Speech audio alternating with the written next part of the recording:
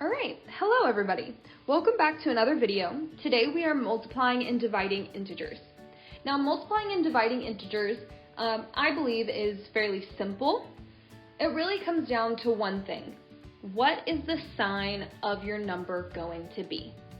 Because all of your multiplication and division rules still apply, but whenever you have positive numbers and negative numbers all mixed together, we're really focused on what is our sign going to end up being for our answer.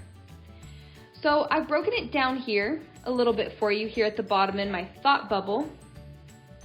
Essentially, if both numbers that you are multiplying or dividing have the same sign, let's say you have a positive number times a positive number, or a negative number times a negative number, your answer is going to be positive. If you have one of each, let's change this up. If you have one of each, your answer is going to be negative. Straightforward.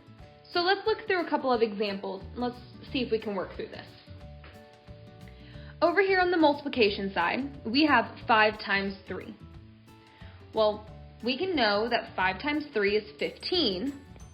But if we're focused on the signs, we need to be thinking a positive times a positive is a positive answer. Now let's look at the next one. Negative 5 times negative 3. Well, we know that 5 times 3 is 15. Then we can go back and look, okay, a negative times a negative still gives me a positive answer. Now the last one is the one that's different. We have 5 times negative 3. We know 5 times 3 is 15.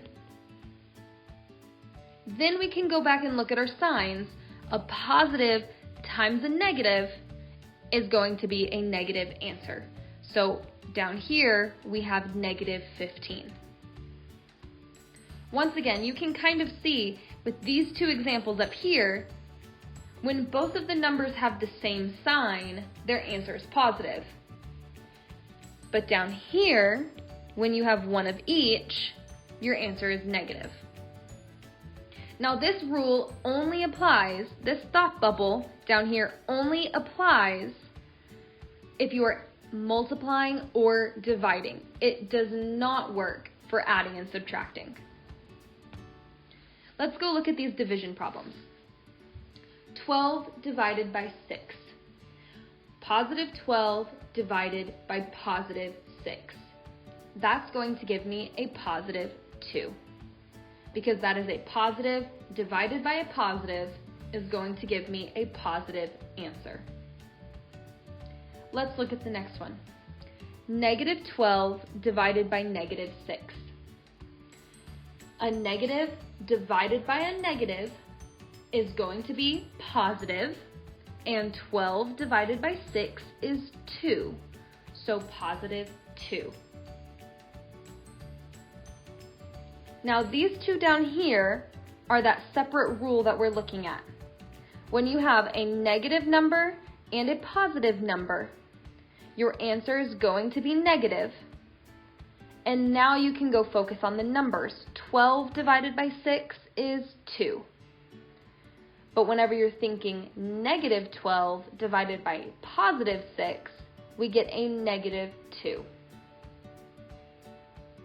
And the last one, positive 12 divided by negative 6 is negative 2, because we have a positive number divided by a negative number will give us a negative answer. Now I just want to reiterate, this only works for multiplying and dividing integers. This is not for adding and subtracting. If you have any other questions or anything else you would like help with in math, please leave a comment down below and I would be happy to try and make a video for you.